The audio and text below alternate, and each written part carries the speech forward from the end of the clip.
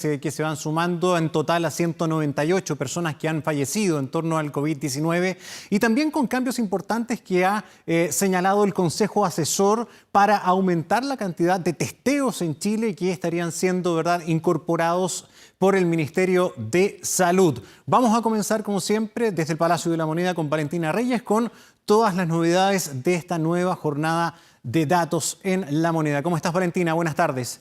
Hola Gonzalo, ¿cómo estás? Muy buenas tardes. Acá el ministro de Salud, Jaime Mañalich, dio a conocer los criterios que entregó el Consejo Asesor COVID-19. ¿Para qué?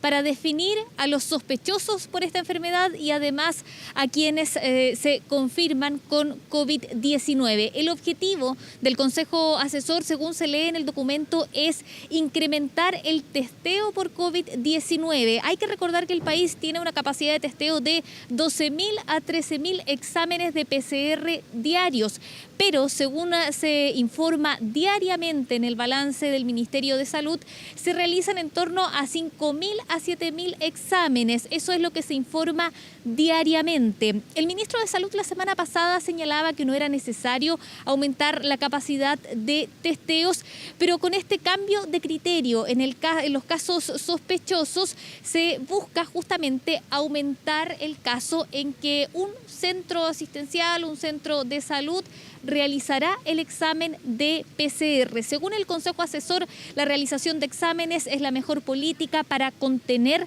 la pandemia. Vamos a revisar en detalle cuándo un caso será considerado sospechoso, cuándo un caso va a ser considerado confirmado, pero antes veamos cómo avanza esta enfermedad acá en Chile. En las últimas 24 horas se confirmaron 482 casos.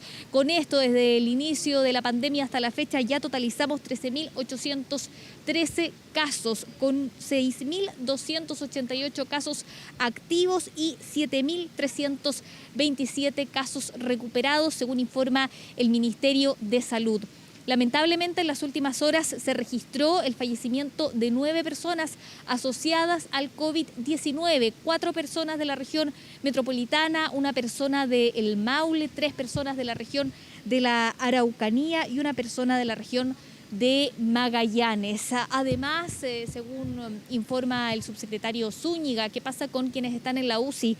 Son 426 pacientes en la UCI, de ellos 325 conectados a ventilación mecánica, hay 81 pacientes críticos por COVID-19. Y sobre los ventiladores, un tema que ha estado presente durante toda esta pandemia, el subsecretario dijo que hay 592 ventiladores mecánicos disponibles. Y ahora vamos a este cambio o esta ampliación en cuanto a los casos sospechosos. El ministro lo explicaba, se amplían los criterios y con esto se amplía la posibilidad entonces de realizar los exámenes de PCR que confirman si una persona tiene o no COVID-19. Vamos a ver qué pasa con los casos sospechosos.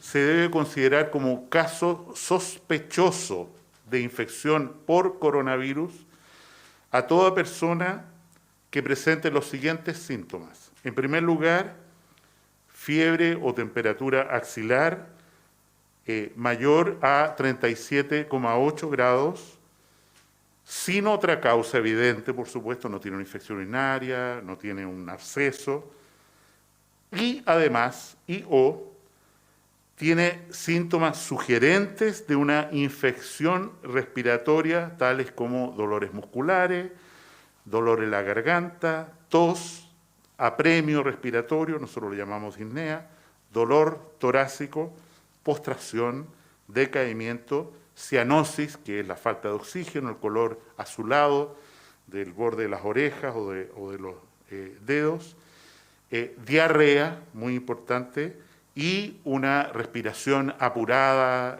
jadeante.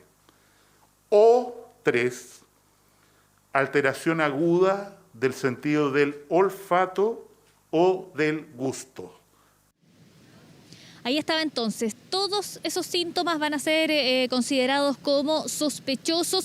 ¿Qué dice el Consejo Asesor? Que hay que promover la realización de exámenes periódicos de PCR seriados a personas aparentemente sanas. Además, eso están recomendando. Dice, esto debe estar orientado a los grupos de mayor riesgo de desarrollar la enfermedad grave. Estamos hablando de adultos mayores, enfermos crónicos o de mayor probabilidad de infectar a otros, personal que atiende público, personal de salud, personas que trabajan en áreas claves además. Son otras recomendaciones del Consejo Asesor, pero este Consejo Asesor además amplía la posibilidad de confirmar a las personas infectadas por COVID-19. Vamos a revisar lo que explicaba el ministro Mañalich sobre el nuevo criterio para considerar un caso como confirmado. Vamos a entender como un caso confirmado. O sea, usted está sufriendo una infección por coronavirus. En primer lugar, una persona que tiene algunos de los síntomas que hemos señalado y que tiene un test de PCR positivo para SARS-CoV-2. En segundo lugar, como opción, caso sospechoso que tiene imágenes características en el escáner de tórax. Y en tercer lugar, un caso con los síntomas que he señalado y que tiene un test serológico en sangre positivo para IgG y o IgM. Ahí la explicación entonces, son criterios que entregó el Consejo Asesor COVID-19 que se reúne periódicamente con el Ministerio de Salud. Lo repetimos, acá se está buscando aumentar la posibilidad de realizar los exámenes de PCR para aumentar las pesquisas del COVID-19. Ahora bien, ¿qué pasa con las medidas que se van a aplicar, por ejemplo, en este fin de semana largo? Hay que recordar que durante el fin de semana de abril, el fin de semana de Semana Santa, se realizaron cordones sanitarios. La orientación, lo que ha pedido el Ministerio de Salud es no asistir a una segunda vivienda, pero para fiscalizar de mejor manera esta medida se implementaron los cordones. ¿Se va a realizar esto o no el fin de semana? Se lo preguntábamos también a las autoridades de salud. Esto porque lo han pedido los alcaldes de la región de Valparaíso. Vamos a revisar lo que respondía la subsecretaria Paula Daza. Hoy día tenemos una serie de medidas que son una circular que las personas no pueden desplazarse a sus segundas viviendas. Por lo tanto, el día jueves a las 18 horas hasta el día domingo a las 22 horas se va a establecer un cordón sanitario en el Gran Santiago y en el Gran Concepción. Entonces habrá cordón sanitario, Gran Santiago, Gran Concepción, como fue la medida que se tomó, lo señalábamos hace algunas semanas atrás. Se preguntó además por Puente Alto, donde se han incrementado fuertemente los casos, por la región de Antofagasta, la zona de Mejillones. Acá las autoridades señalaban que se está analizando día a día qué medidas tomar, pero debemos recordar que son los días martes cuando se anuncian las medidas de cuarentena, así que mañana sabremos si se amplía o no la cuarentena. De hecho, pedían en Puente Alto que no sea solo una zona de esa comuna en cuarentena, sino que la totalidad de la comuna. Hay otro tema que tiene que ver ya con la política, pero obviamente el COVID-19 está marcando cada área de la agenda nacional. Estamos hablando del plebiscito. Recordemos que ayer habríamos tenido plebiscito. Finalmente esto se postergó hasta el mes de octubre con el motivo del COVID-19, de la pandemia. Y ayer vimos dos entrevistas en donde las autoridades se referían a este tema.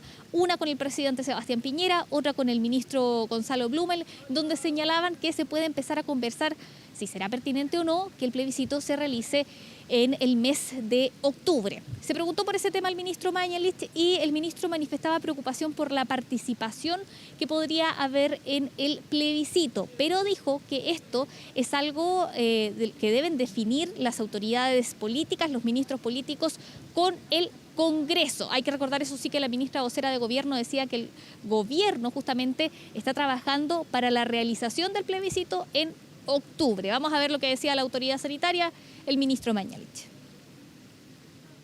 Desde el punto de vista sanitario, la preocupación fundamental, por supuesto, es en qué medida una situación de salud que afecta al país pone en riesgo la participación en estos distintos procesos.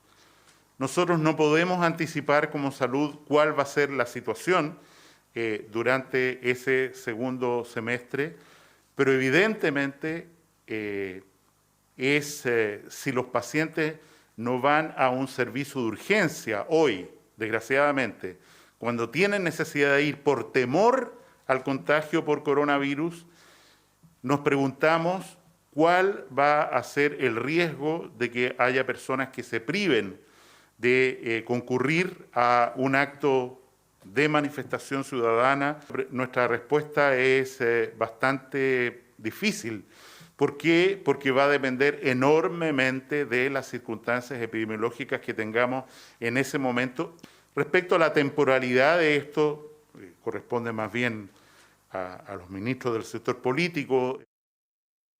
Ahí lo decía el ministro Mañalich, corresponde a los ministros del sector político referirse a este tema, pero igualmente en su opinión consideraba que de aquí a un mes más ya debería existir algún tipo de definición.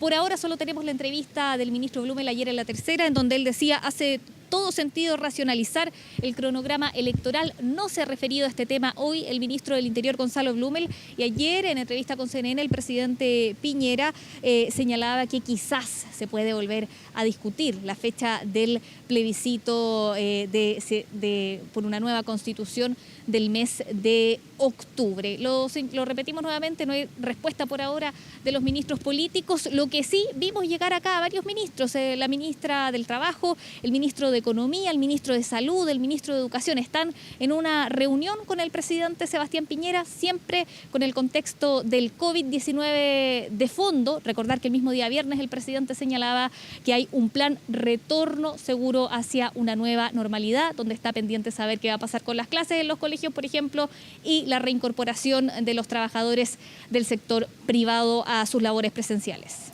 Claro que sí. Bueno, justo en un día en que muchos alumnos y alumnas retoman las tareas, se terminaron las vacaciones de invierno bastante excepcionales que tuvimos este año y muchas familias ya tienen que volver a conectarse de alguna manera en la medida de lo posible y de cada realidad, ¿no? A las clases. Estaremos atentos por si hay novedades respecto a la educación. Gracias, Valentina. Y nos vamos a ir a otro punto porque hay un caso bien preocupante que está afectando a residentes de un edificio en La Cisterna. A ellos se les suspendieron los servicios básicos por el no pago de sus gastos comunes. Fabián Collado nos cuenta más acerca de esta situación. Fabián, adelante, ¿cómo estás? Muy bien, muchas gracias y buenas tardes, Gonzalo. Un descriterio y además desorden total por parte de la administración. Es lo que denuncian los vecinos de este edificio que está ubicado en calle Goicolea con San Francisco, en la comuna de La Cisterna, porque en medio de la pandemia muchos de ellos han tenido serios inconvenientes para poder cancelar sus gastos comunes y también los suministros básicos. Gran cantidad de los vecinos nos dicen han quedado sin empleo, no han recibido remuneraciones y por eso que se han visto imposibilitados de pagar el arriendo, los gastos comunes y también estos suministros. Han tratado de conversar con la administración, pero en alguna parte se les ha llevado a acuerdo de pagar la mitad solamente. De igual manera, quien paga la mitad o quien no ha pagado, se han cortado la luz, se les ha cortado el agua y también la huella. ¿Qué significa esto? Ellos tienen un control de acceso con torniquete bien similar a lo del metro de Santiago y posteriormente con la huella también pueden acceder al ascensor e ir directamente hacia su piso. Tampoco lo pueden realizar, entonces han sido graves los inconvenientes. Imagínense que son 18 las familias afectadas y dentro de toda esta comunidad, un edificio de 17 pisos, al menos hay 3 familias con coronavirus. Entonces, además de otras enfermedades que están sufriendo precisamente la gente que se encuentra afectada dentro de estas 18 familias. También hay un desorden total. Mucha gente nos mostraba incluso documentos donde certificaban que ellos habían cancelado, pero en contraparte les enviaban deudas que no eran rectificadas y por eso ya se les amenazaba con los diferentes cortes. Familias completas personas que tienen que caminar las escaleras, bajar para poder ir al supermercado, para poder ir a la farmacia, una persona hipertensa, por ejemplo, que vive junto a su hijo, quien está trabajando, pero ella, como se le cortó este acceso con la huella, no puede estar en el ascensor y tiene que bajar y subir constantemente desde el piso 16 en adelante. De todas maneras, los vecinos se estuvieron manifestando durante esta jornada muy molestos por esta situación, además de eso que las medidas de higiene dicen que son bastante escasas. Aquí en el ingreso hay un túnel sanitizador que ha sido presentado esto por diferentes alcaldes en la región metropolitana y fuera de Santiago, pero esto no funciona, de hecho no hay agua en el piso como para poder evidenciar esta situación, y además de eso, lo que nos comentan es que hay serias falencias por parte de esta administración en torno a lo mismo. Hay 3 casos de coronavirus y el aseo deja bastante que desear, según lo que ellos nos han relatado. Por la misma situación están desesperados, algunos de ellos se quieren retirar definitivamente de esta comunidad, pero les exigen un cobro adelantado entre 3 a 6 meses del costo del arriendo, que asciende entre los 350.000 a 450.000 pesos mensuales. Entonces, sobre todo para familias que están sin trabajo, es prácticamente imposible. De hecho, el equipo del Buenos Días a Todos, quien estaba temprano desde acá, se contactó telefónicamente con la administración diciendo que eso es mentira, pero que al menos nosotros pudimos constatar acá en terreno que efectivamente, con documentos en mano, mucha gente que había pagado simplemente está con parte de sus servicios cortados, y algunos de ellos que no han tenido la posibilidad, tienen enfermedades, personas hipertensas y están con serios problemas que pueden derivar en algunos otros inconvenientes graves de salud. Vamos a revisar algunas declaraciones por parte de los vecinos denunciando esta situación. Estoy desempleado desde el día 18, trabajo en Estación Central, trabajo en una tienda, soy animador. Desde ahí he estado viviendo aquí, ya tengo 2 meses, 3 meses viviendo aquí en el edificio, y tuve que pagar por lo menos la mitad del arriendo para que no me cortaran la luz, para que no me cortaran el agua. Hemos estado bajando paulatinamente porque nos tienen amedrentados, algunas personas ya le han cortado el agua, algunas personas ya le han cortado la luz. Ya he notado una señora que está aquí hablando que tiene un mes sin luz antes del coronavirus, ya le habían cortado el servicio porque no tenían ningún tipo de ingreso. La luz cortada desde el 24 de marzo y la huella desde el 18 de marzo. Tengo por el atraso del pago. Mi hijo es asmático y como puede ver es algo complicado salir. Tengo que salir todos los días a cocinar en la calle que mi hermana. Las cocinas acá son eléctricas. Sí, yo quedé sin trabajo. Por el tema de la pandemia, más el estallido social, quedamos varias personas sin trabajo. Entonces no pudimos pagar arriendo a algunas personas, lo cual ellos toman la determinación de cortarte el agua o la luz, o te dejan sin huella, no puedes ingresar acá. O si tú te quieres ir y rechazar el tema del contrato, tienes que pagar 3 meses por adelantado para deshacer el contrato, o te meten a DICON.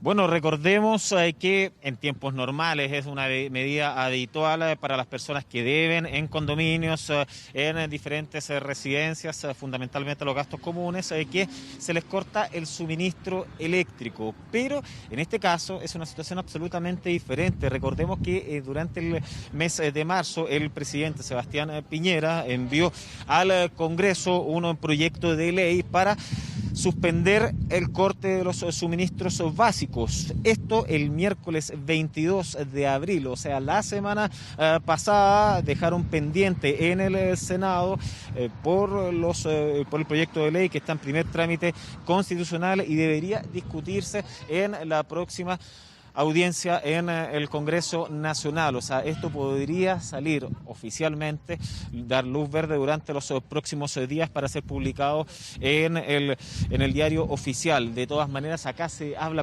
fundamentalmente de un descriterio total. Estamos en medio de una pandemia. Ya no se está suspendiendo el suministro en las diferentes propiedades y acá lo está haciendo la administración unilateralmente, no en coordinación con las compañías bombas eléctricas que ellos, por ejemplo, no lo están haciendo en estos instantes, pese a que está por ser aprobada esta ley que fue ya discutida en la Cámara de Diputados durante las semanas anteriores. Por parte de la administración acá, la verdad que no se han presentado, pero sí lo hizo la Municipalidad de La Cisterna, los cuales estuvieron colaborando con los vecinos y anunciaron que van a enviar hacia la Corte de Apelaciones un recurso de no innovar, un recurso de protección para que inmediatamente se les pueda dar los suministros a todos los vecinos que están con ellos cortados, suspendidos en medio de esta pandemia y que están sufriendo serias consecuencias, fundamentalmente la gente que se encuentra sin trabajo y además con diferentes enfermedades. Vamos a revisar las declaraciones por parte del municipio de La Cisterna. Si es legal o no, hoy día el reglamento de copropiedad puede establecer al condominio que se les corte uno de los suministros cuando existe algún arriendo impago. Pero hoy día estamos en un estado de catástrofe y estamos enfrentando una pandemia donde no pueden las personas quedarse sin sus suministros básicos como el agua. Los departamentos que ustedes ven acá funcionan 100% con electricidad. Entonces, aunque tengan agua o puedan comprar un bidón de agua, no pueden cocinar porque la cocina es con electricidad. Y desde el punto de vista legal, nosotros en este momento estamos presentando un recurso de protección en favor de ellos con la orden de no innovar. ¿Y qué significa la orden de no innovar? Solicitarle a la Corte de Apelaciones que le ordene a la Administración levantar estas medidas mientras dure el estado de catástrofe.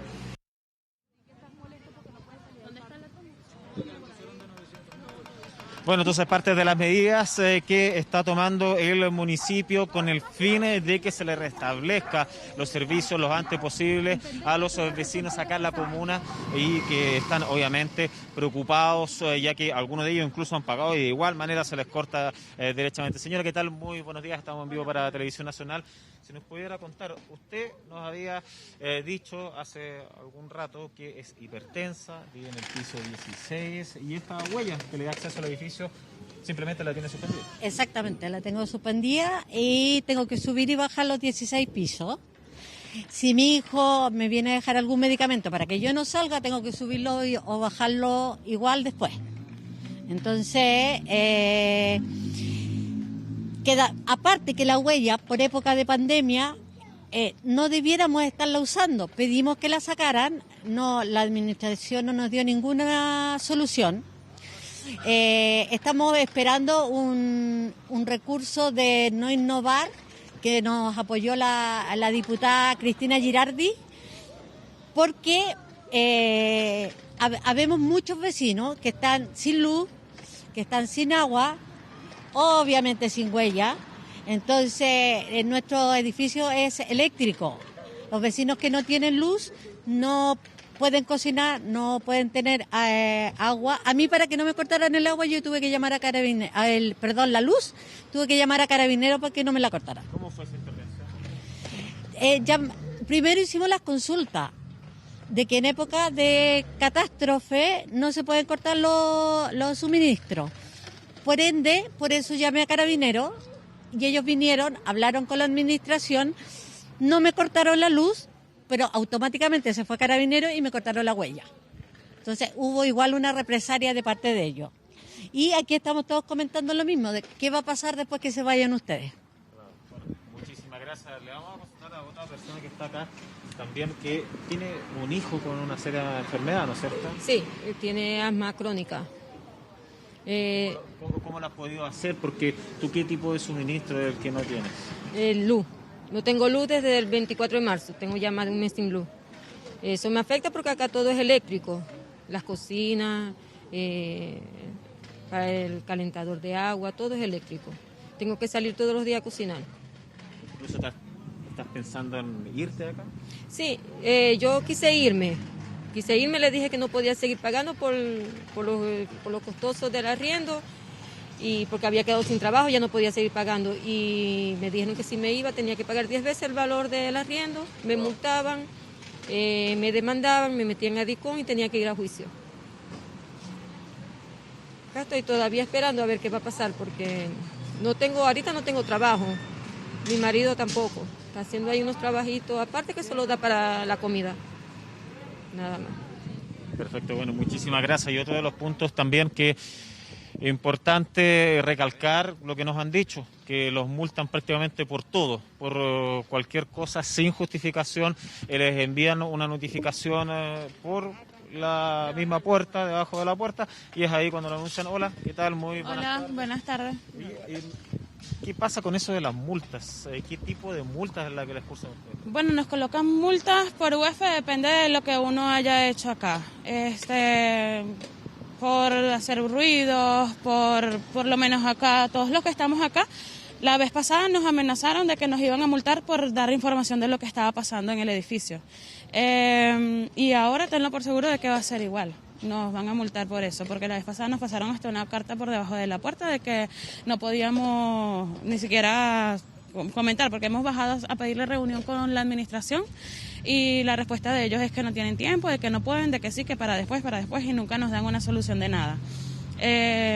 Igual manera nos cortan las huellas, nos cortan los servicios, paguemos o no paguemos, como por castigo, lo quitan por un día y ya lo ponen porque bajamos a reclamar. Sí. ¿Cómo lo hacen para estar sin los suministros? Uno se resolviendo entre vecinos, porque eso sí, los vecinos somos bien unidos en ese aspecto de... Sin embargo, el contrato dice que eso fue lo que me molestó. Si un vecino de al lado se queda sin luz, sin agua, y yo lo quiero colaborar, porque como vecino nos multan. Y creo que una de las multas que yo tengo acá en el papel es por eso, porque la vecina de mi al lado se quedó sin luz y le pasamos corriente por el parte de arriba del edificio, y nos multaron por eso. O sea, es algo ilógico. ¿Cómo vas a agarrar a una persona que tiene dos guaguas pequeñas, dos chicos pequeños, y lo va a dejar sin luz ni siquiera para cocinaR? O sea, ni siquiera para bañarse con agua caliente. O sea, no tiene derecho a nada. O sea, que más que todo me duele en el caso... O sea, 900.000 pesos me van a cobrar simple y llanamente por algo que yo no he hecho y tengo mis pagos al día. Me prohíben entrar con mi vehículo al departamento o al edificio porque no, tienes que pagar, si no te bloqueamos la huella. Me bloquearon mi huella, listo, yo vine, hablé con ellos, me dijeron que no hay solución, que la orden es de arriba, que ellos solamente reciben órdenes. Y en ese caso, ¿qué podemos hacer nosotros? Oye, nosotros lo habíamos conversado también, esto es parte de la deuda que supuestamente tú tienes, que son cerca de 900.000 pesos, sí. Pero tú también tienes las boletas que has depositado, ¿no? Sí, tengo todas las boletas al día, tengo todas las boletas, mira, desde el inicio, tengo también los vouchers del pago a los bancos, tengo todo, tengo todo al día, mira, tengo todo al día. Y yo apenas solamente tengo aquí 5 meses, y en los 5 meses he pagado todo. Mira, tengo 3 vouchers y las demás son por transferencia. ¿Y por qué no te reconocen en definitiva? Yo no sé qué ellos tienen allá adentro en su gerencia, no sé qué tienen ellos, pero ellos dicen que nosotros tenemos que pagar esto y demostrar los 900.000 pesos pagos, si no ellos no nos desbloquean o simplemente no tenemos derecho a utilizar el edificio. ¿Tú hoy no tienes huella, algún suministro? No tengo huella. Hace poco no teníamos luz, nos cortaron la luz y nosotros tenemos nuestros vouchers de luz y agua al día, porque eso es lo peor, que tienes el agua y la luz al día y ellos te lo cortan porque ellos dicen que para que tú pagues tienes que pagar, si no pagas no tienes derecho al edificio. Entonces, en pocas palabras, ¿dónde estamos viviendo? ¿En un penal penitenciario? En pocas palabras, nosotros no podemos, está bien con lo del coronavirus, tienen derecho a uno no recibir visitas ni nada, pero hay muchas personas que igualito entran, hacen fiestas, eso es para ellos, quienes ellos le convengan. O sea, más que todo, y ese es el dolor que todos tenemos, y sin embargo hay muchas familias que están encerradas, que tienen miedo de bajar, o que tienen la huella bloqueada, que no pueden bajar. En mi caso tengo una vecina, la de abajo del piso 15, que le tienen una multa más de 600.000 pesos, le dijeron que tiene que pagar 6 meses de arriendo para poder irse. Gonzalo. Sí, Fabián, me parece súper relevante el caso porque acá estamos viendo una situación bastante extrema en un edificio, ¿verdad?, donde se está tomando una serie de determinaciones muy inflexibles por parte de un comité administrador. Hay deudas, en fin. La gran pregunta es, Fabián, ¿cuáles son los cánones que deben operar en un contexto como el que estamos viviendo con una emergencia sanitaria? Yo no sé si los vecinos han tomado contacto, por ejemplo, con algún tipo de abogado o algún tipo de defensa jurídica que les permite eventualmente explorar la posibilidad de algún recurso legal contra la administración, al menos perentorio por este periodo del COVID-19. Claro, al menos lo que ya tienen de respuesta de manera legal es este recurso de protección con orden de no innovar que se ha solicitado y se ha presentado a la Corte de Apelaciones con el objetivo fundamental de que los suministros vuelvan, de que puedan tener esta famosa huella, que también puedan tener la luz, que tengan el agua, pero es un problema que va a seguir arrastrándose. No sabemos cuándo va a concluir la pandemia. Entonces, no sé, le vamos a consultar acá a una de las vecinas si fuera de estas medidas, de este recurso de protección, algo directamente en contra de la administración, algo legal, ¿han podido conversar? No, la administración no nos da ninguna respuesta. No, pero abogado, el equipo, ¿les ha dicho algo para ir en contra? Bueno, es que estamos esperando que nos innoven para que nos den los suministros y queremos que saquen la huella. Queremos que saquen la huella por la pandemia, por los enfermos que hay aquí en el edificio. Básicamente eso. Y como hay mucha gente extranjera, tiene temor. La verdad es que tiene temor. Como yo soy chilena, estoy pisando a mi patria, digamos, pero yo los apoyo y los entiendo. Y entiendo los que no bajaron. Porque ¿dónde se van a ir si los amenazan con que los van a echar ahora ya? Bueno, claro, porque también en este edificio hay muchísimas, la gran mayoría son personas extranjeras de diferentes nacionalidades que conviven acá, entonces ese es el temor que ellos tienen de que derechamente los echen de este lugar y que queden botados en la calle. Hasta el momento, afortunadamente, eso no ha pasado, pero con esta incertidumbre total. En definitiva, ¿qué es lo que va a suceder? Este recurso de protección con orden de no innovar va a llegar a buen puerto, porque si no llega a buen puerto van a quedar sin luz, sin agua, sin poder ingresar. Y ojo lo de la huella, en varios edificios públicos, privados, empresas, eso ya está suspendido hace bastante rato, pero en este caso no lo está y también es un serio problema de salud. También este túnel sanitizador que ustedes ven ahí, que no sirve hasta el minuto porque no está habilitado, y pese a que hay 3 casos de coronavirus, 13 familias al interior de este edificio de calle Goicolea, acá en la comuna de La Cisterna, Gonzalo. Sí, vamos a estar atentos a ver cómo se resuelve esto, una situación bastante preocupante para muchas familias y también, ¿verdad?, de qué manera está contemplado todo esto en caso de morosidades en los reglamentos de copropiedad, que es la ley vigente, ¿verdad? Fabián Collado, muchas gracias y seguimos atentos a ver cómo se puede buscar una solución para estas familias. Muy buenas tardes. Bueno, al igual que en el pasado periodo en Semana Santa, el gobierno anunció la implementación de un cordón sanitario, otra vez, para la salida de Santiago, pero también del Gran Concepción para este jueves en la previa del 1 de mayo. Vamos a la región de Valparaíso con Gabriel Huber, quien nos informa. Gabriel, mucha inquietud también por parte de varios alcaldes de los municipios costeros en la antesala de este fin de semana largo. Adelante.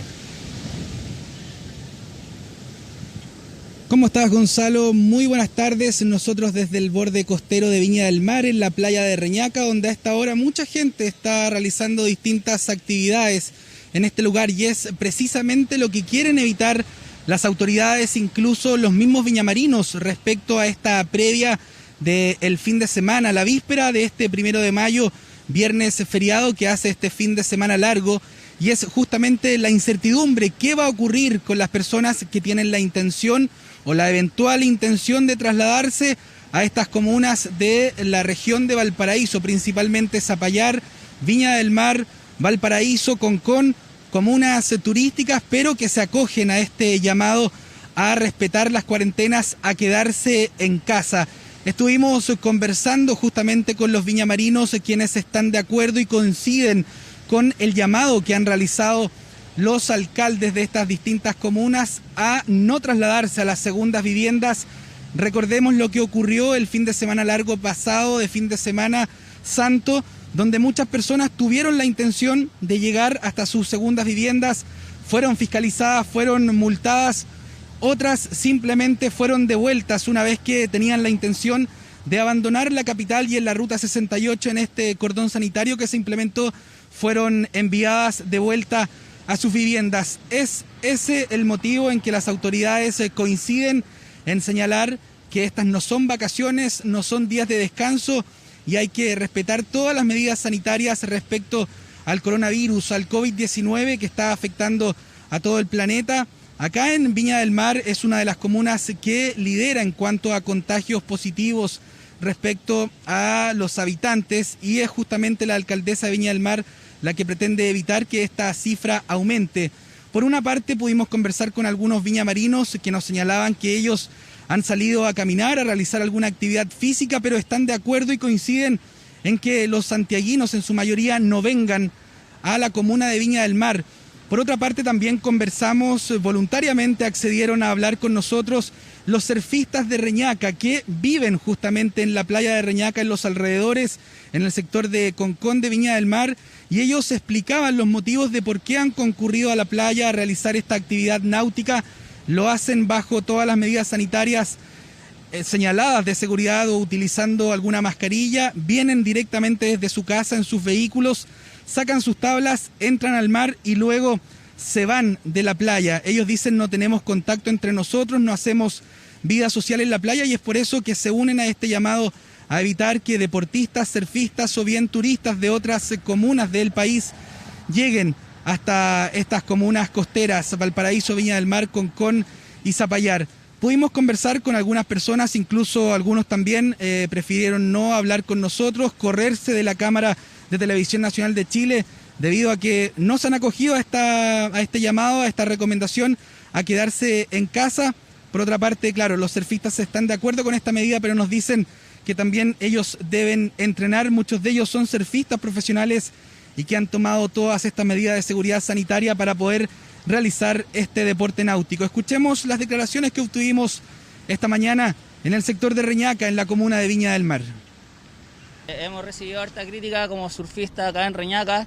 Generalmente acá somos todos locales, y al ser local es un grupo chico de surfistas que se junta, llegan acá a hacer el deporte, se bajan de su auto o de sus casas que quedan cerca, practicamos el surf y después cada uno para su casa, no nos quedamos haciendo vida social, no estamos juntos. Entonces en el agua yo creo que el contagio no es tan riesgoso, porque estáis todo el rato mojado. Soy de aquí de Reñaca, porque claro, los fines de semana siempre, yo por eso también viene a surfear ahora, y esta hora, porque los fines de semana siempre se ve llena de visitantes, gente que quizás se toma el tiempo de descanso el fin de semana y prefiere surfear y se llena más la playa. Pues en Santiago hay mucho más infectados y acá estamos piola. En este caso, ¿tú vienes solo? Sí. ¿Haces deporte? Y me voy para casa. ¿De Viña usted? ¿De dónde? De Viña, voy a mi casa. Bueno, ahora necesita hacer una caminata. No, voy a mi casa. Ah, ¿va a su casa? Sí. Oiga, le hago una pregunta. ¿De dónde son ustedes? ¿Paseando? ¿Caminando? Bien cortito es saber respecto a esta caminata. Las medidas entonces de quedarse en casa.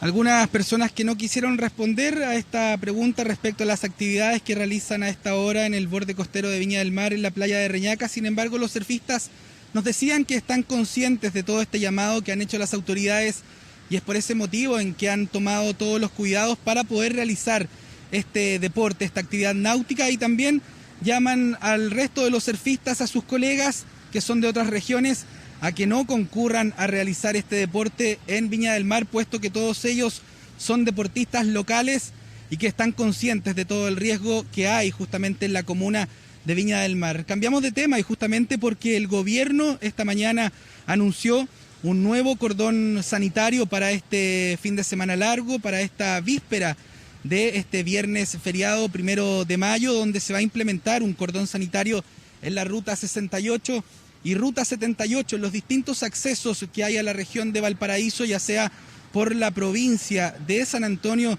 y por la provincia de Valparaíso.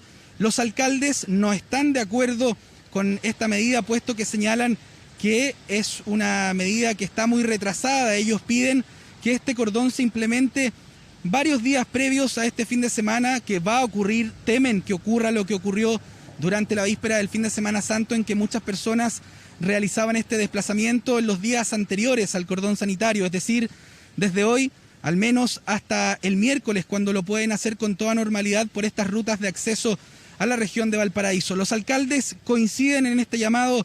No son vacaciones, no es tiempo para pasear ni venir a descansar a las comunas costeras de la región de Valparaíso. Escuchemos.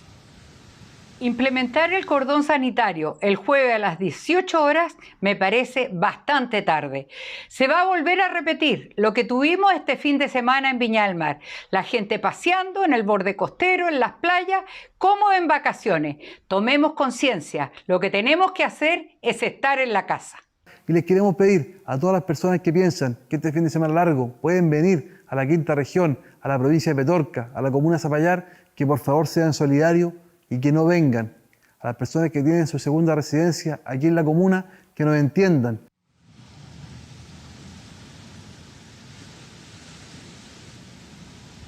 Habrán distintos controles sanitarios en las distintas rutas por el norte, por el oriente y por el sur de la región de Valparaíso, donde se estará fiscalizando la documentación.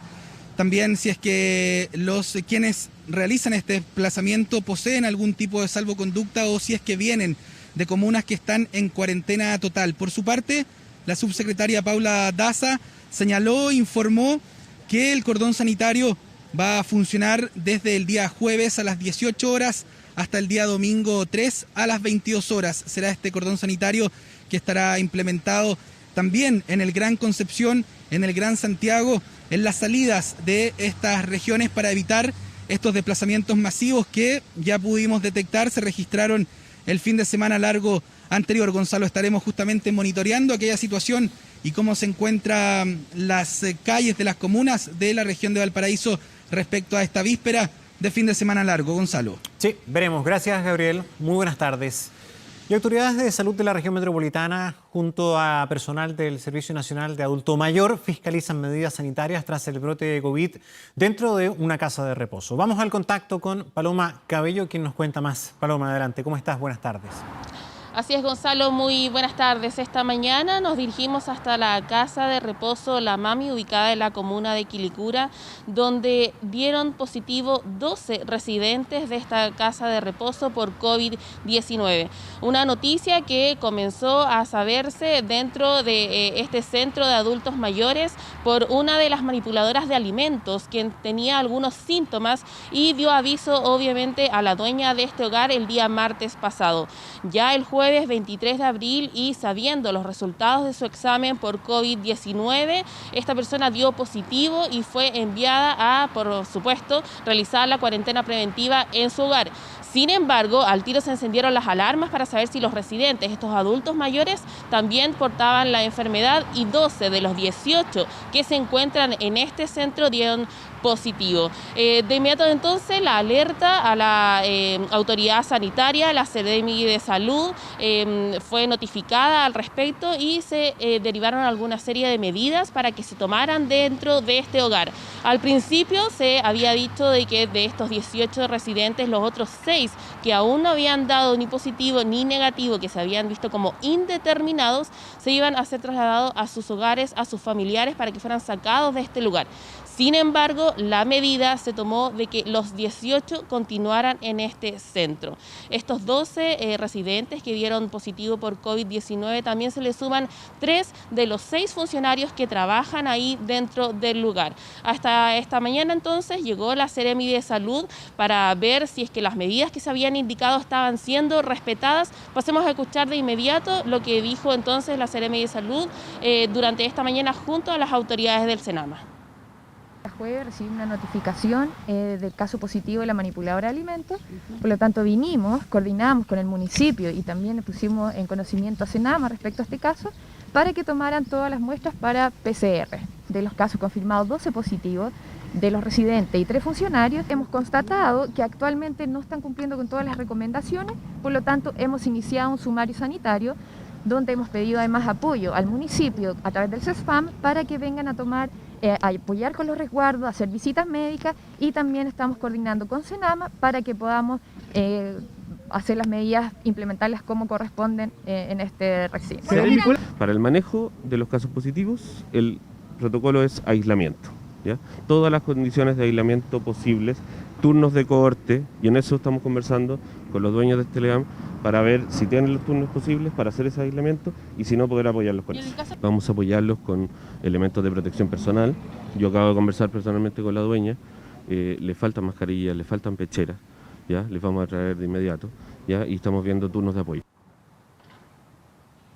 Ahí escuchábamos entonces un sumario sanitario que se va a realizar por parte de Seremi de Salud, ya que este hogar no contaba con las condiciones ni con las medidas que se determinaron luego de saber de estos 12 casos positivos. Por parte de Senama, cuáles van a ser las ayudas, ya que la dueña de este lugar decía de que ellos no contaban con la capacidad. Para los 18 residentes que están en este lugar, los funcionarios deben ser al menos 6 dentro de los técnicos, más las manipuladoras de alimentos, los que deben resguardar el cuidado de estas personas, ya que 3 salieron de acá por COVID positivo, quedaron con menos trabajadores para poder ayudar en este entonces. Por eso el sumario sanitario, para que se puedan cumplir con estas medidas determinadas. Ante eso también minutos más tarde habló la dueña de este lugar, la representante legal, Marcela Umaña, dando al respecto su parecer sobre estas medidas que dijo la Seremi, pero ella dice cumplir con todas las medidas necesarias para poder tener en resguardo a estas 18 personas que además no han presentado mayores síntomas. Los 12 que están contagiados, que hasta el momento han dado positivo por COVID-19, no han presentado síntomas. Pasemos a revisar sus declaraciones. No hay ningún residente, todos están asintomáticos, no hay nadie que esté enfermo, ni que haya la posibilidad de mandarlo a algún centro asistencial, están todos bien. Se tomaron las medidas de aislamiento, la casa tiene 2 plantas, en una planta van a quedar toda la gente que está en este momento negativa al test y en la otra planta los que están positivos al test. Ningún apoderado quiere llevárselo porque no sabemos si realmente están sanos. Entonces igual es un peligro moverlos del lugar en que están. La casa tiene la capacidad para tener la totalidad de los residentes. Ahí escuchábamos entonces las medidas por parte de la Seremi, es este sumario sanitario, por parte de Senama, ayudar con todos los implementos necesarios, mascarillas, guantes y corroborar las medidas de aislamiento. También personal municipal llegó hasta este hogar para poder prestar ayuda y que los pacientes, tanto como familiares, tengan la tranquilidad de que el progreso de esto, con los 12 casos positivos, va a ser de la mejor forma. Gonzalo. Muy bien, Paloma, muchísimas gracias por toda la información. Muy buenas tardes. Buenas tardes. Bueno, el Ministerio de Salud dio a conocer varios factores nuevos. Hay cambios, por ejemplo, en los síntomas que podrían atribuirse a un sospechoso, a un nuevo caso de COVID-19. Nuevos criterios que nos explica en detalle el doctor del Instituto de Ciencias Biomédicas de la Facultad de Medicina de la Universidad de Chile, Miguel O'Ryan, quien también es miembro precisamente del Consejo Asesor que ha establecido estos nuevos parámetros que ha planteado el Ministerio de Salud en esta materia. ¿Cómo está, doctor O'Ryan? Gracias por acompañarnos como siempre. Muy buenas tardes, Gonzalo. Doctor O'Ryan, en primer lugar, preguntarle en términos generales, para entender bien estos cambios, porque hoy día partió el informe del ministro Mañalich haciendo hincapié en todas estas sugerencias del Consejo. ¿El Consejo qué está planteando? ¿Está planteando aumentar la capacidad de testeo, aumentar las pruebas en Chile? Sí, esa es la idea, Gonzalo. La verdad es que el Consejo lo que hace es seguir mirando hacia adelante, tratar de poner en perspectiva cómo vamos con la pandemia, qué conocimientos se ha ido adquiriendo y cómo proyectar eso entonces a cómo vamos a seguir hacia adelante. Y en ese sentido hay varios conceptos que están finalmente plasmados en esta minuta, pero se basan en el mismo concepto fundamental. La manera de ir manejando esta epidemia para mantenerla bajo control para los meses que vienen es el intentar detectar el máximo número de personas infectadas lo más precozmente posible para aislarlos, para encontrar a sus contactos, para al mismo tiempo ver si están infectados y aislarlos. De esta manera entonces vamos a ir manteniendo esta epidemia bajo control. Y en ese sentido es que en la medida que hemos ido aprendiendo, por ejemplo, que este virus no solo causa fiebre y sintomatología respiratoria importante, sino que ya se empiezan a escribir personas que tengan sintomatología respiratoria más leve, fiebres más leves, y este signo que ha ido apareciendo de pérdida de olfato, pérdida de gusto, es que el Consejo consideró que hay que incorporar estas personas como posibles casos entonces para que podamos testearlos precozmente, ver si están infectados, aislarlos y buscar a sus contactos. Doctor O'Ryan, claro, tengo acá en mis manos el comunicado que ha establecido el comité asesor al que usted pertenece. Habla de las nuevas definiciones para un caso sospechoso. Usted decía, fiebre, temperatura axilar mayor a 37.8, síntomas sugerentes de infección respiratoria como mialgias, odinofagia, tos, disnea, alteración aguda del olfato o anosmia o gusto, dice Geusia. Ahora, ¿por qué cambia todo esto, doctor? ¿Qué pasó que cambia o ustedes dicen desde hoy que debe contemplarse esto en Chile de otra forma? Es un poco lo que explicaba antes, ¿no? Es importante explicar que esto no es que cambie, esto evoluciona. Esto evoluciona a la medida que vamos sabiendo más, en la medida que vamos sabiendo cuál es la eficacia o la efectividad de las medidas que estamos tomando y cómo podemos ir mejorando esas medidas. ¿Y qué evolucionó entonces? Y el espíritu... ¿Qué evolucionó justamente para contemplar más posibilidades, no?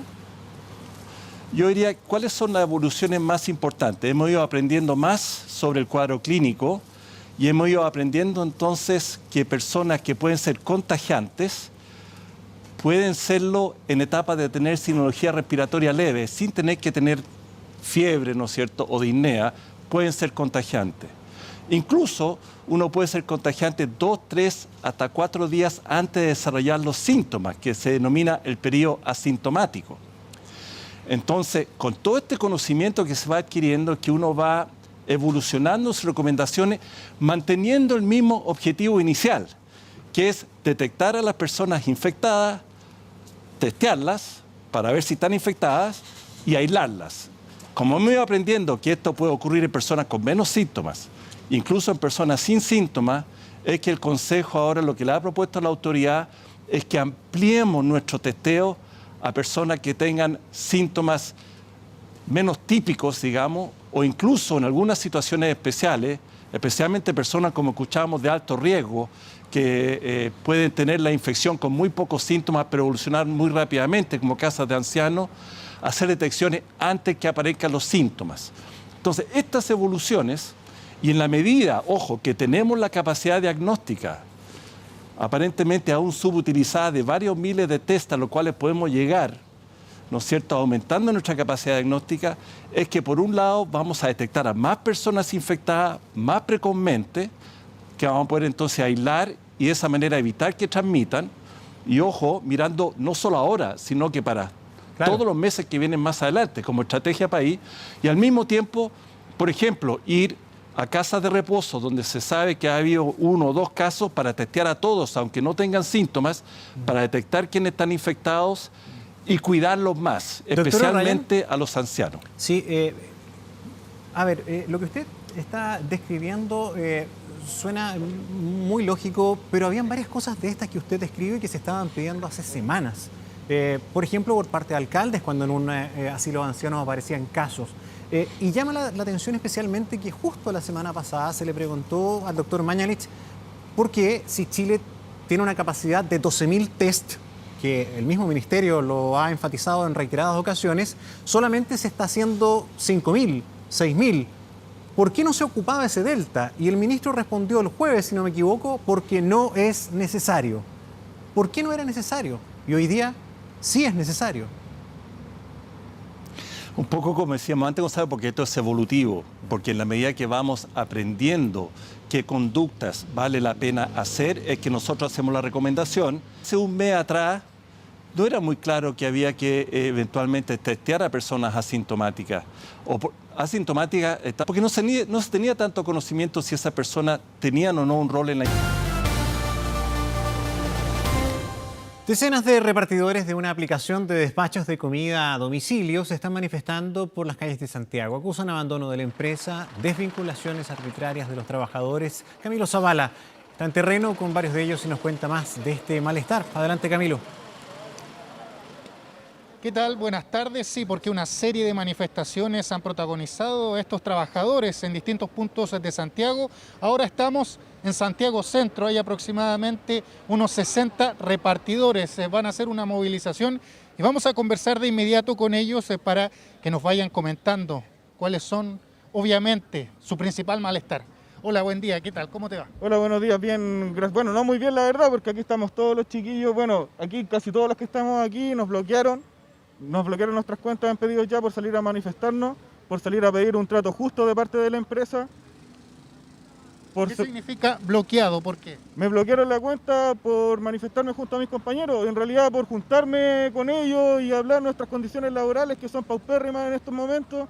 Nosotros trabajamos 14 horas diarias, varios de los que estamos acá, sin baño, sin condiciones higiénicas. La empresa se comprometió a darnos los implementos necesarios para combatir la pandemia mientras nosotros repartíamos, pero nos cobró, o sea, nos dan una botellita de gel, una unidad de mascarilla y nos cobran 5 lucas por eso. Perfecto. Buenas tardes, mire, coméntenos usted también, hay muchos que han sido desvinculados. Ustedes dicen que esta desvinculación es arbitraria. ¿Por qué? Ellos saben que nosotros estamos movilizándonos, estamos haciendo un descontento social a través de los medios, pero en realidad la culpa es de ellos porque nosotros fuimos primero a hablar con ellos y ellos no nos reciben. De hecho, nos dejan en la calle, nos tratan como personas de segunda categoría. Respetuosamente se envió una delegación a hablar a la Casa Central que está en Apoquindo, tampoco nos recibieron. Dieron orden a los guardias de que cerraran los accesos y nos trataron como perros. Entonces, esta situación a nosotros nos ha ido aumentando la baja autoestima. Nosotros estamos realmente molestos porque se nos trata como personajes de segunda categoría. Entonces, motivo de eso, decidimos movilizarnos y ellos han visto quiénes no se movilizan y nos han empezado a sindicar y a echar. Y esta es la forma como nos están echando. Vía correo. Vía correo. Vía correo y sin nombre, porque dice solamente señor A. Estábamos conversando recién contigo fuera de cámara. Coméntanos, ¿han tenido acercamiento de la empresa? En este momento ningún tipo de acercamiento. Hay un descontento en general también, complementando un poco lo que dicen los compañeros, por el bajo de las tarifas. Hay un bajo costo en lo significativo de las tarifas y nosotros somos los que más nos exponemos en la calle. Porque, vuelvo y repito, nosotros somos los que estamos apoyando a las pymes. Nosotros estamos apoyando a las pymes y somos los que estamos trabajando en la calle. ¿Están expuestos? Estamos expuestos en este momento y somos los que más nos afecta, somos los más afectados. Perfecto. Ahora, ¿qué van a hacer? ¿Un recorrido? Vamos a hacer un recorrido. Aquí tenemos una ruta pacíficamente. Vamos a hacer un recorrido y estas van a ser las condiciones de nosotros. Este es el recorrido. Ahí está claramente entonces el recorrido, van a llegar hacia Vicuña Maquena. Bien, nos despedimos acá desde la comuna de Santiago. Estos trabajadores han hecho una serie de manifestaciones en los últimos días, así que ahora ellos van a hacer, como bien les decía, este camino hacia el sector de Vicuña Maquena. Seguramente si no tienen una respuesta de la empresa van a seguir bajo la misma tónica. Naturalmente nosotros también vamos a comunicarnos con la empresa para ver qué nos dice de todo este malestar de estos trabajadores. Muy bien, Camilo, gracias por la información. Muy buenas tardes.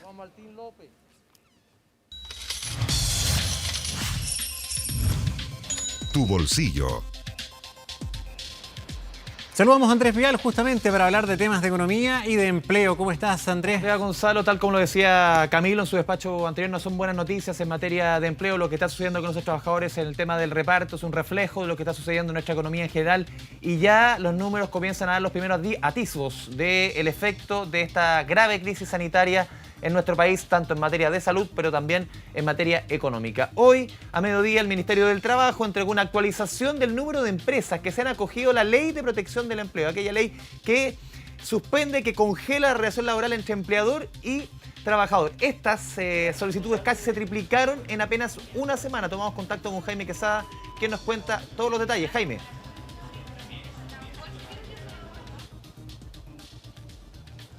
¿Cómo están? Muy buenas tardes. El Ministerio del Trabajo entregó esta actualización de las cifras de la cantidad de empresas que se han acogido a la Ley de Protección del Empleo. Recordemos que esta normativa permite a los empleadores suspender el contrato de sus trabajadores solamente manteniendo el pago de sus cotizaciones. Una situación que ha generado cierta polémica en los últimos días al conocer de que muchas empresas, incluso de las más grandes, se han acogido justamente a este beneficio y han suspendido el contrato con sus trabajadores. La cifra actualizada indica que al 23 de abril más de 66.500 empresas se inscribieron y se acogieron a esta ley de protección del empleo. En total son más de 516.000 los trabajadores entonces que han tenido una suspensión en su contrato laboral y con esta situación entonces han podido ir al seguro de cesantía para cobrar parte justamente de esos recursos acumulados y tener algún tipo de ingreso. Una cifra que creció de forma bien importante solamente en una semana. De hecho, hasta el 17 de abril se habían contabilizado 23.000 empresas inscritas. Ahora son 66.000 y los trabajadores aumentaron también casi el doble de 277.000 a más de 516.000. Revisemos qué dijo la ministra del Trabajo respecto a estas cifras y luego les comento también algunas de las situaciones que se han producido en las últimas jornadas, donde empresas grandes y empresas involucradas en rubros, por ejemplo, como la salud, se han acogido también a esta ley de protección del empleo. Las cifras son cifras que son preocupantes porque son números absolutos que son altos. Va a depender mucho de cómo siga la evolución de esta vuelta o reintegro seguro a los distintos lugares de trabajo, así como determinadas actividades productivas y determinadas regiones. Nosotros vemos que la región metropolitana es la región que ha estado más afectada, pero no necesariamente porque todos estos puestos de trabajo estén acá, sino que también muy marcado por las casas matrices, que hacen que la mayoría estén en la región metropolitana. Ojalá estas cifras vayan o se tiendan a estabilizar, producto de un retorno a las actividades productivas de manera segura y que no se vayan agravando en el tiempo. Les comentaba que hasta el 23 de abril más de 516.000 trabajadores han sufrido la suspensión de su contrato en este contexto. Puntualizar que el grupo de micro, pequeñas y medianas empresas concentra la mayor cantidad de trabajadores. De hecho, superan los 250.000. Sin embargo, los trabajadores que justamente ejercen algún tipo de función en las grandes empresas no es un número menor, son 151.000 trabajadores. Un caso que se conoció durante el fin de semana tiene que ver con la red de salud UC Christus, que anunció justamente que se va a acoger a la ley de protección del empleo. Indicó que cerca del 30% de los trabajadores va a tener esta suspensión de contrato, otro porcentaje va a tener reducción de jornadas y otro porcentaje también va a tener un descenso en sus remuneraciones bastante importante. Los quiero invitar a que escuchemos justamente declaraciones de los trabajadores involucrados en esta situación, los representantes del sindicato de la red de salud UC, también que dice el director de Christus UC, el director de la clínica de la Universidad Católica, y también a que revisemos lo que dijo la ministra del Trabajo, porque hay algunas dudas sobre cómo fiscalizar a que las empresas realmente estén complicadas en sus ingresos y en su funcionamiento para que se puedan acoger a este tipo de legislaciones. La ministra fue bastante enfática al indicar de que cualquier empresa que se acoja a esta ley de protección del empleo y no tenga una real necesidad se expone a importantes multas. Siguió funcionando igual, claramente con menos capacidad porque la gente tuvo miedo de salir. Recién ahora la gente se atreve a salir, a ir a una consulta, a planificar una cirugía y esto está volviendo de a poco a repuntar en todos esos ítems. Por lo tanto, no nos cabe en la cabeza y no podemos entender cómo la empresa quiere igual aplicar esta medida. Estamos convencidos que es un aprovechamiento de esta ley para zanjar temas económicos que muchas veces vienen por otro tipo de gestiones que no fueron las mejores, apuestas que no fueron las más aceptadas. El costo de los insumos ha incrementado de manera muy significativa en este mismo periodo y eso nos lleva a buscar maneras responsables de enfrentar esta situación. Y todas estas medidas tienen como fin justamente asegurar la estabilidad laboral en el largo plazo de nuestros trabajadores y dar sustentabilidad financiera a la organización. Estamos hablando de penas de cárcel que van entre los 3 años y los 5 años. Estamos hablando de la obligación de devolver la totalidad de los recursos indebidamente percibidos multiplicados al doble, así como la prohibición de contratar con el Estado por 2 años. Por lo tanto, son sanciones que son muy altas y que claramente son un disuasivo para el mal uso que se pudiera dar de una ley que lo que busca es proteger a los trabajadores y sus ingresos. Sanciones de cárcel y multas muy importantes a nivel económico, entonces arriesgan las empresas que se acojan a esta ley y que luego no puedan demostrar que realmente lo necesitaban. Cifras actualizadas entonces que entrega el Ministerio del Trabajo, lo reiteramos, son más de 516.000 los trabajadores que han tenido suspensión en sus contratos y más de 66.000 empresas que han acogido entonces esta ley de protección al empleo tan solo en las últimas 2 semanas. Jaime Quesada, muchas gracias por la información. Obviamente el efecto en el empleo se está sintiendo, el golpe del coronavirus, y también se está sintiendo en las ventas del comercio. Hoy se entregaron balances de los primeros 3 meses y realmente las cifras, sobre todo en el mes de marzo, son desoladoras. Ni pensar lo que va a suceder en el mes de abril. Vamos con la gráfica. Son cifras entregadas por la Cámara Nacional de Comercio. A ver, en el mes de marzo las ventas del sector cayeron 19,9%. Son los peores números desde que existe registro, desde 1990 que la Cámara Nacional de Comercio mide las ventas mes a mes y nunca se había registrado un 19,9% negativo. El primer trimestre cierra con números al rojo del 8%. No es el peor trimestre, el peor había sido justamente el último del año pasado. Aquí solamente con marzo el promedio se tiró con 8% para abajo. Realmente números muy malos, tomando en consideración que ya febrero las ventas estaban repuntando. Lo vamos a ver en la siguiente gráfica, cómo ha evolucionado los últimos 6 meses.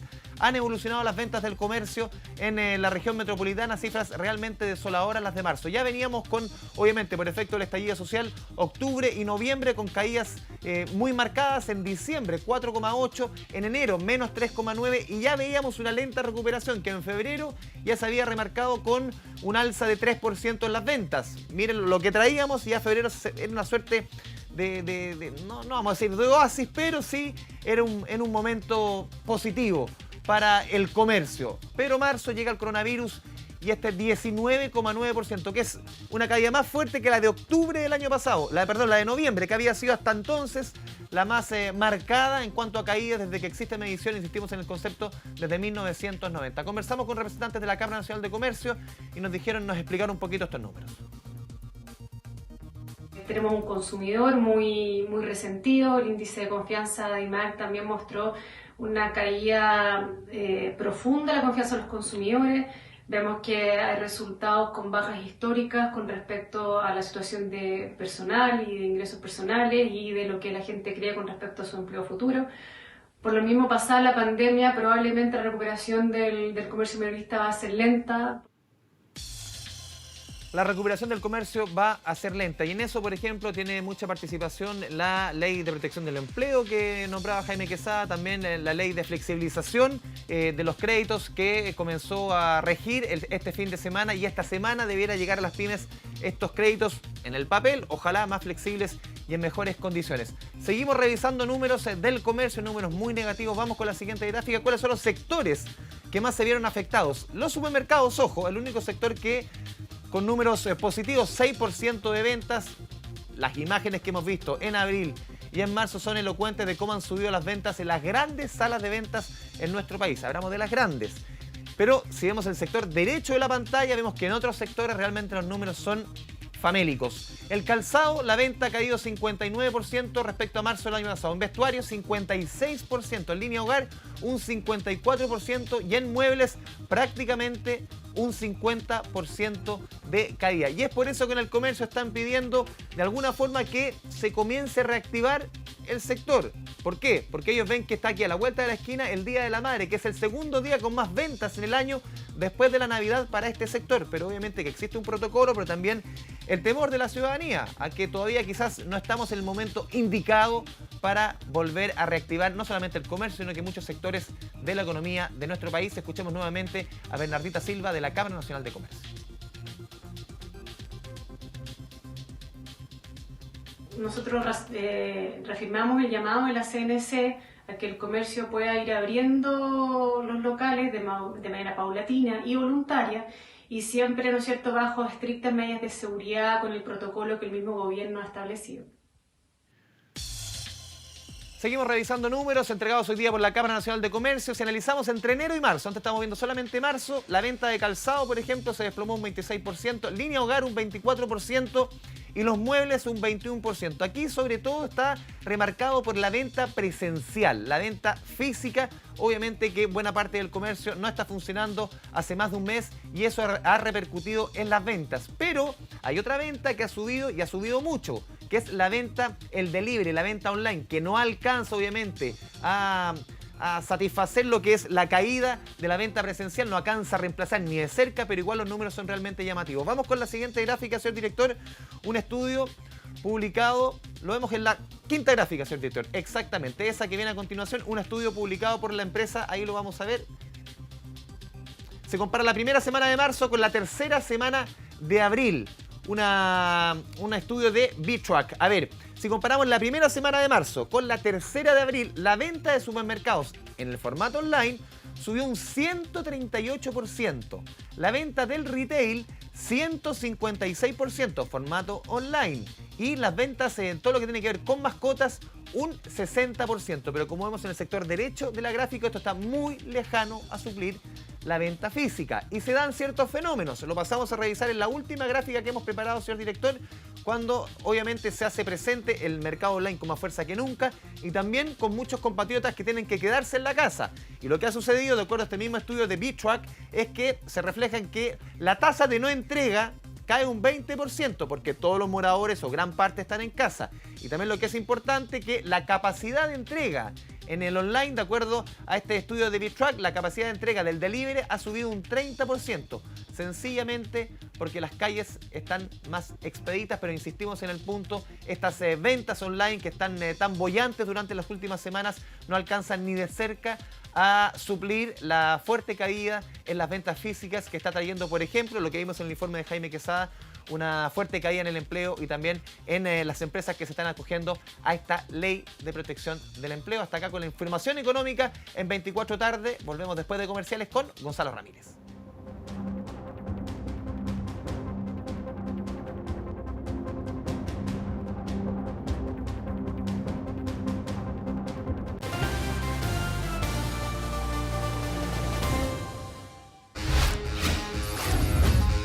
Deportes.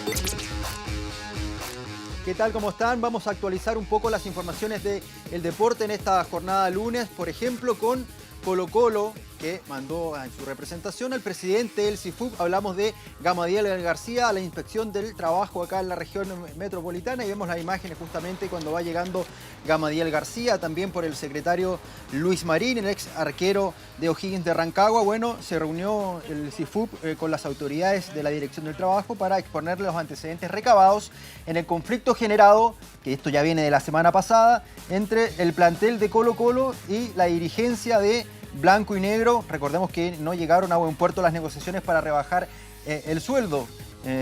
Bueno, fue una reunión bastante extensa donde se dejó en claro la postura tanto del plantel de Colo-Colo y también del sindicato de futbolistas, porque Colo-Colo no es el único equipo por el que fue a hablar también el CIFUB. Se habló de otros equipos como por ejemplo Deportes Temuco, también Cobreloa, pero sobre todo el de Colo-Colo, que ha estado en la palestra, esta pugna que tiene más que nada los 4 negociantes que tiene el plantel de Colo-Colo, junto a Harold May Nichols y también al presidente de Blanco y Negro. Hablamos de Aníbal Mosa. Hubo declaraciones al final de esta extensa reunión. Vamos a escuchar al presidente del CIFUB, Gamadiel García.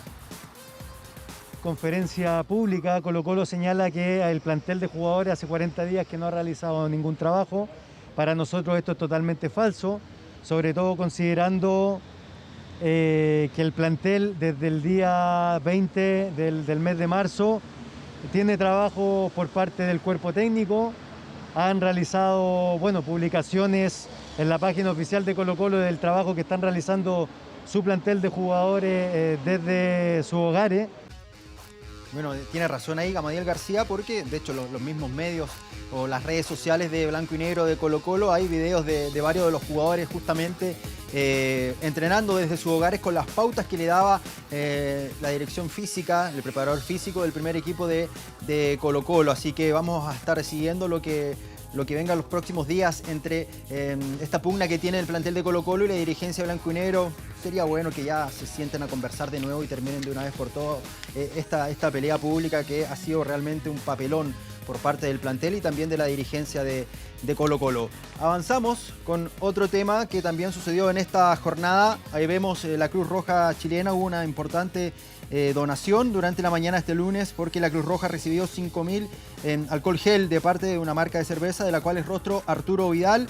Bueno, la donación se da en el marco de la campaña Todos con la Camiseta. Seguramente ahí en sus redes sociales podrán ver los mensajes tanto de Vidal como también los de Gary Medel y algunos actores, otros deportistas también. Se espera que dentro de los próximos días se entreguen otra cuota de 5.000 productos que también fueron bien valorados, bien digo, por María Teresa Cienfuegos, que es la presidenta nacional de la Cruz Roja chilena, considerando que este es uno de los insumos que escasean para las labores de la institución. Hablamos de la Cruz Roja. Sin embargo, la campaña no ha tenido el éxito esperado, recaudando menos de lo que se estimaba en un comienzo. Vamos a escuchar declaraciones. Y esto va a ser de ayuda para todas las filiales y regiones del país, porque es uno de los artículos que más necesitamos en estos momentos. ¿Cómo ha ido la campaña en general? Lo que pasa es que hasta el momento ha estado un poco lenta. En estos momentos hay 30 millones y fracción. Así como una meta no, pero lo ideal es que cubramos todas las, que por lo menos tendrían que ser hasta unos 200 millones, era lo que habíamos calculado. Bueno, seguramente tanto Gary Medel como Arturo Vidal seguirán apoyando esta campaña. Y Ronaldinho volvió a hablar en una entrevista, rompió el silencio después de dejar hace unos días la prisión ahí en Asunción y cumplir arresto domiciliario en un hotel, en un lujoso hotel, bien digo, de la capital paraguaya. Allí concedió una entrevista al medio ABC en el que dio sus primeras impresiones de todo lo vivido en la cárcel. Sobre todo, nunca imaginé que me podía pasar algo así. Fue un golpe duro, dijo el exjugador del Barcelona y de la selección brasileña. Llegué a Paraguay al lanzamiento de un casino online y de un libro. Todo lo que hacemos es en virtud de los contratos que gestiona su hermano, digamos, Roberto, que también tiene prisión domiciliaria allí en ese hotel de Asunción. También explicó su sorpresa por la detención. Nos quedamos absolutamente sorprendidos al saber que los documentos que teníamos no eran legales. A partir de ese momento, nuestra intención fue siempre la de colaborar con la justicia para aclarar los hechos. Esto fueron las primeras impresiones o la primera entrevista que da Ronaldinho luego de haber estado un par de semanas ahí en prisión, donde incluso pasó su cumpleaños número 40. Bueno, avanzamos.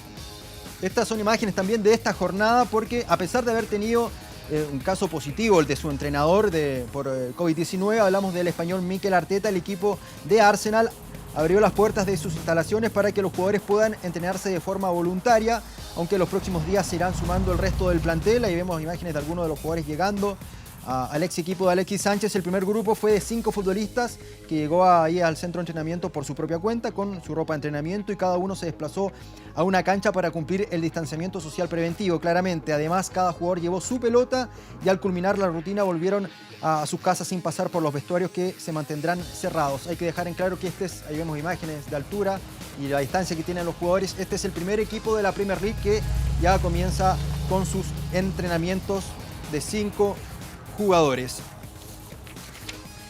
Y por último, una broma. Ahí ven un número de teléfono. Este es el cumpleaños de Nick Kyrgios. Ese es Stefano Tsitsipas, su amigo, el tenista. Él publica su número, el número de teléfono.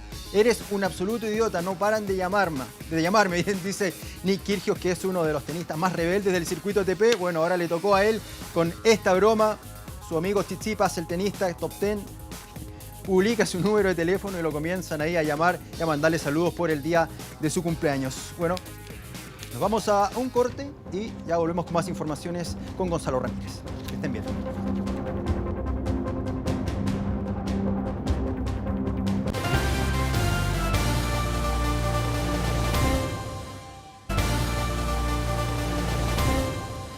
Sorpresa causó el avistamiento de delfines en Reñaca. Fueron varios, fueron cerca de 30 animales que pudieron ser vistos en el mar. Gabriel Huber nos informa. Gabriel, ¿cómo estás?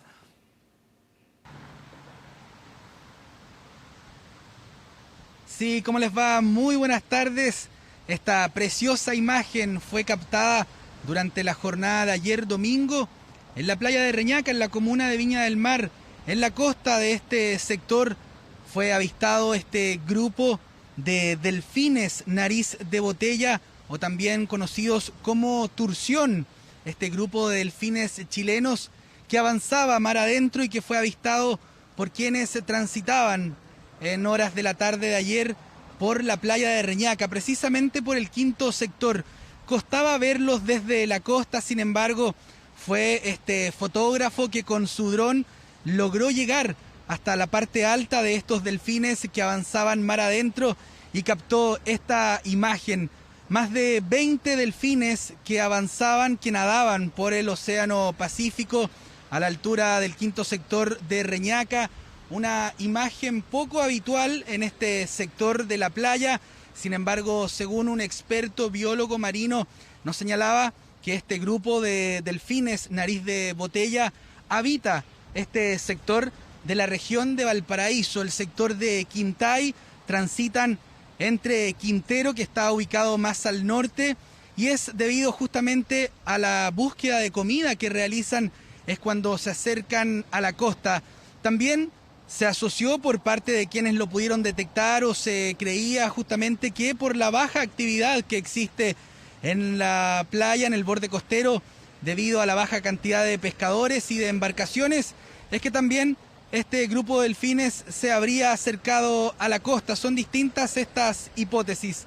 Los invito a que revisemos las declaraciones de Johan Bock, este fotógrafo que con su dron, este audiovisual, logró esta impresionante y bonita imagen que se registró en la costa de Reñaca. Escuchemos. Generalmente acá vemos delfines o se ven ballenas, se ven toninas y ayer el mar está como distinto a todos los días, más tranquilo, entonces se veía mucho mejor, había poco viento, ya estaba el espacio para poder tirar el dron y hacer las tomas que se hicieron ayer a los delfines. Sí, eran como 30, 35 delfines, así que fue súper bonito filmar eso. Una imagen que llamó la atención de los transeúntes y que rápidamente Johan con su dron alcanzó a este grupo de delfines para obtener esta imagen aérea que da cuenta de este grupo que avanzó mar adentro y que momentos antes estuvo cercano a la costa del quinto sector de Reñaca. Recordemos que a raíz del COVID-19 se han registrado distintos avistamientos de especies en distintos lugares del mundo, como por ejemplo los peces en los canales de Venecia y animales además que han sido detectados descansando, durmiendo en carreteras, como pumas, algunos leones en carreteras de África. Una imagen que se ha viralizado a través de redes sociales y que ha llamado la atención, por cierto, de todas las personas que han podido detectar a estos delfines nariz de botella que han nadado por la costa de la región de Valparaíso. Buenas tardes. Buenas tardes, Gabriel. Un bonito acierto ahí con esas imágenes. Y ahora tenemos una muy buena noticia porque vuelve ERCAI a las tardes de TVN. Además, esta noche un capítulo especial de larga duración para todos los fanáticos de esta buena historia. Así que los dejamos en la compañía de ERCAI. Que tengan una excelente jornada. Muy buenas tardes.